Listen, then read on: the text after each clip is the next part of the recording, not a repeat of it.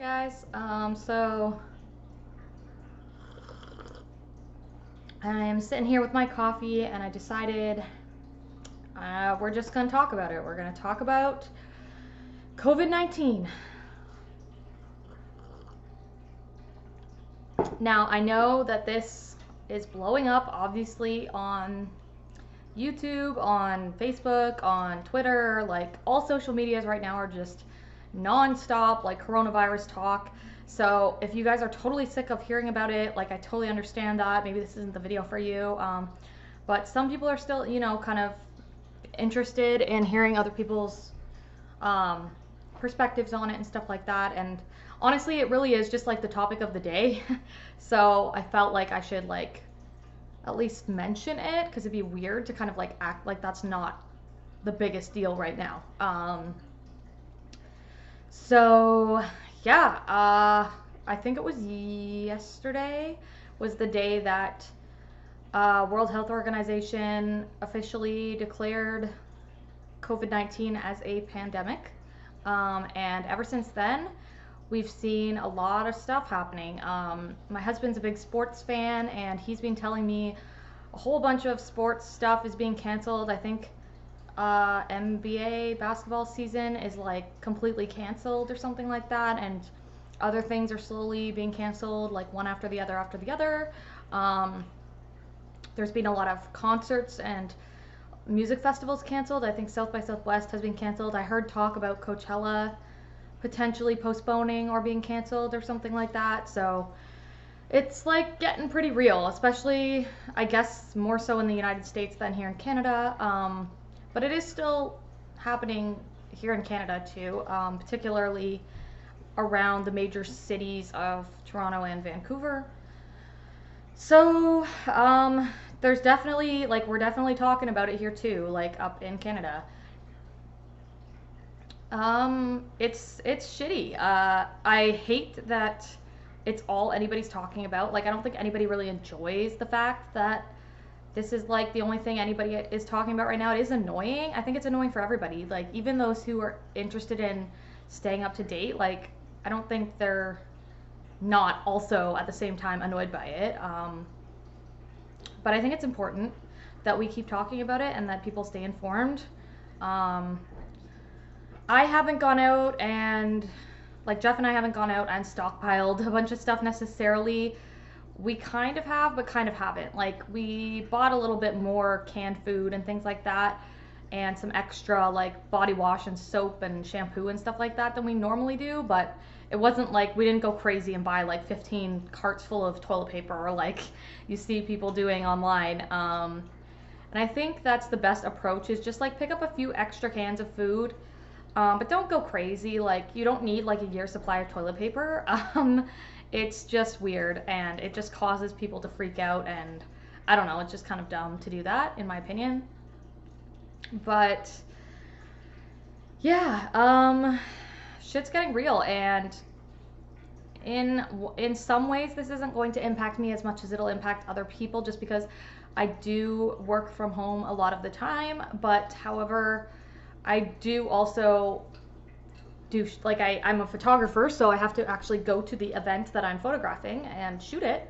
So that sucks because obviously they're telling people to avoid like events and like groups of people and stuff like congregating together, and those are exactly the kind of events that I have to go to for my work. So on the one hand, I don't have to go to like an office every single day and like expose myself in that way, but but the times I do leave my house, it's to go into a big mass group of people. So to be honest, I'm less worried about my own health and more worried about other people that are at more of a risk. And I hear a lot of people saying on social media and stuff like, oh, it's only like the old people and like people with pre-existing conditions that'll die and stuff. And it's like, okay, well, I have loved ones that are old.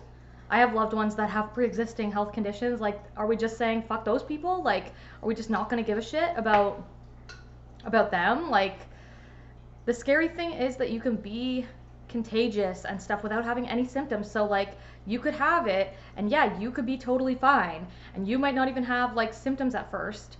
And then you're going in visiting grandma and then grandma's like gonna like kick the bucket now. Like I don't think it's cool to just brush over the risk to those high risk populations of people, I guess, just because it's not you.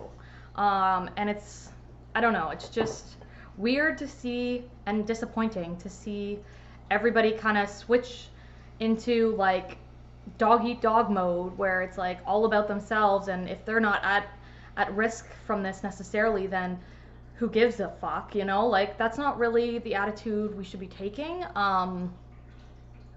And that being said, like also I understand that mass panic is a real concern as well. Like we don't want that to happen either, but like I don't have a problem with, like my main issue is just with people who refuse to even acknowledge that it's serious and are just like, oh, it's like the same as the flu and stuff. Like it's not the same as the flu. And anybody who's saying that it's the same as the flu at this point, like we might have thought that early on, like when information was still, you know, coming out about the virus, like when it was still just contained in China and people were saying it's basically just like the flu, okay, fine. Like that's all we really knew at that point. But things have like developed and it's called updates. Like you gotta be following the updates on the situation, and it is now pretty clear that this is a lot worse than the flu. So like anybody who's still saying that, like I'm sorry, you're just wrong. Like you're just wrong about that. So go and like actually look into it before you say something like that. It's just very ignorant. But at the same time, we are not just in Canada, but like worldwide, we are facing some serious repercussions if people start to panic as well. So it's really like a catch-22 because you don't want people to not take it seriously, but then if people overreact, like our economies are gonna just be, I don't know, it's just gonna be bad. Like it's just gonna be bad either way, unfortunately, and there isn't really much anyone can do, and that's the unfortunate thing. It's like just really uncertain times for everybody.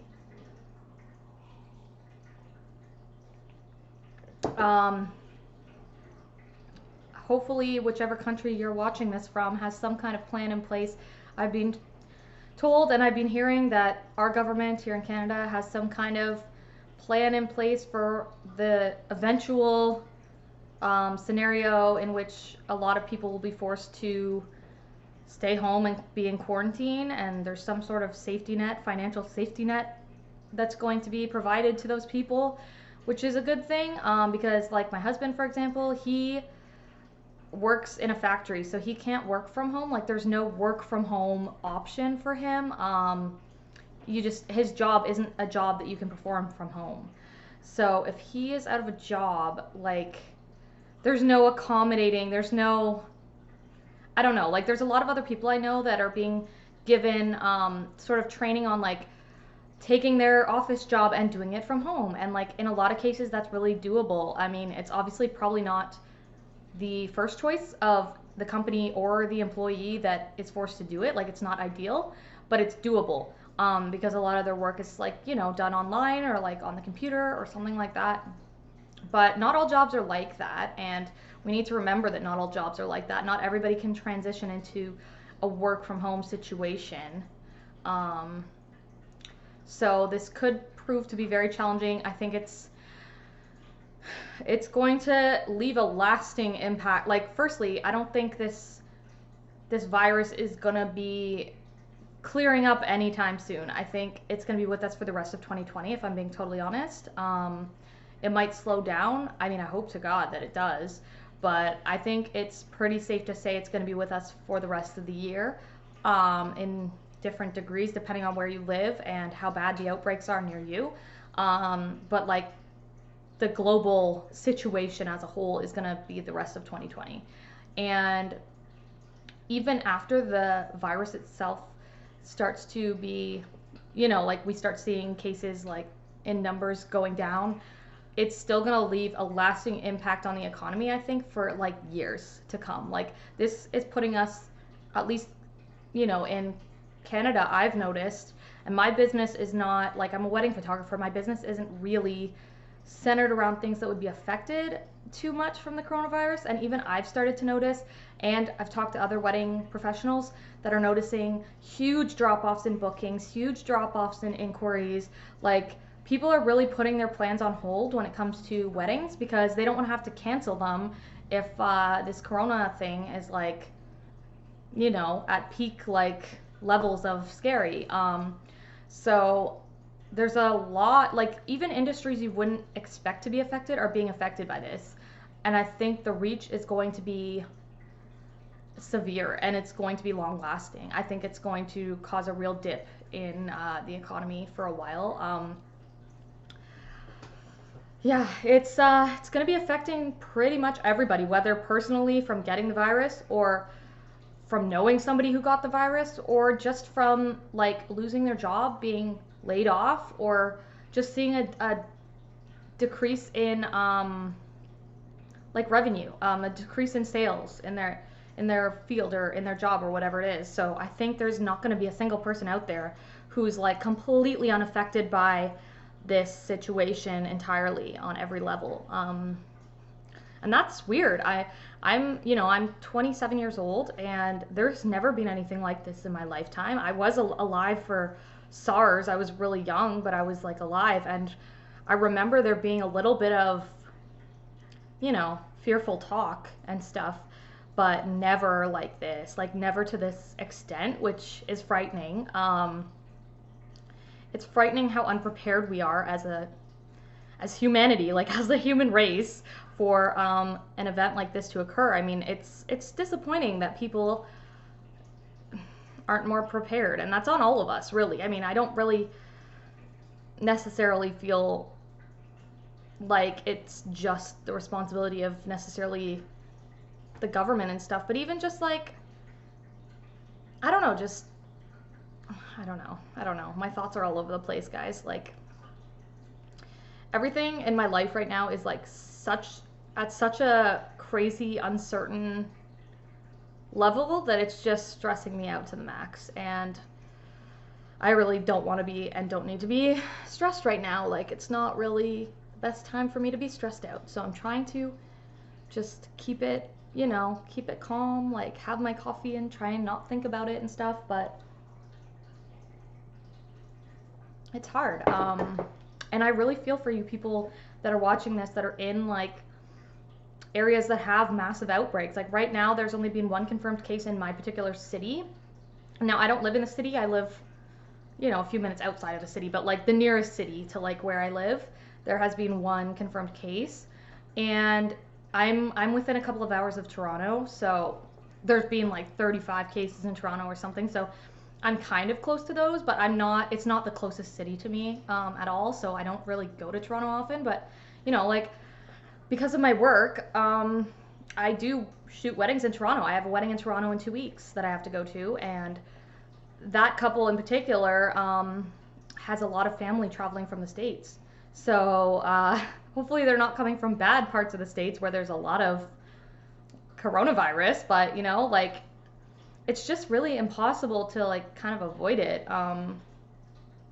Yeah, so I've just decided to, I don't know, just try and be as prepared as possible, washing my hands and all that crap, what they tell you, and bring hand sanitizer and all that stuff. But I don't know, like, I don't know. It's scary. Yeah, so let me know what you guys are feeling with this whole thing. Like, are you freaked out? Are you like I tried to explain, I'm freaked out, but not necessarily as much for my own health as I am for my financial health, and also for the health of other people around me that I know are more susceptible to stuff like this. Everybody knows somebody that's going to be considered high risk, right? So that's kind of what I'm worried about. And yeah, it is pretty scary when you think you're going to run out of money, or when you think you're going to, make your loved one sick and maybe they'll die from it. Like, it's definitely scary. So let me know in the comments below how you're feeling about it. Do you think I'm crazy? Do you think I'm like being way too dramatic about this whole thing? Or do you think I'm not being crazy enough? Like, should I be freaking out more? I mean, I don't know. I'm just curious to hear everyone's thoughts and where everyone is on the spectrum of like paranoia, I guess. But I'm trying to stay positive just in life in general. My life goal is to try and stay positive, and I fail at that a lot. I'm not a very positive person. I've been told throughout my whole life that I'm a very negative person, and I'm trying not to be that way. So I'm trying to stay positive about this and about work and about life, and the more and more I hear updates about this situation, the harder the harder that becomes. But I'm trying. So yeah, that's all I have for you guys today. Just my thoughts on this whole situation, and I have some more videos lined up for the weekend that are like pan project updates and things like that, so we will get back to like not talking about this very soon. But it just seemed weird to not address like the elephant in the room kind of thing.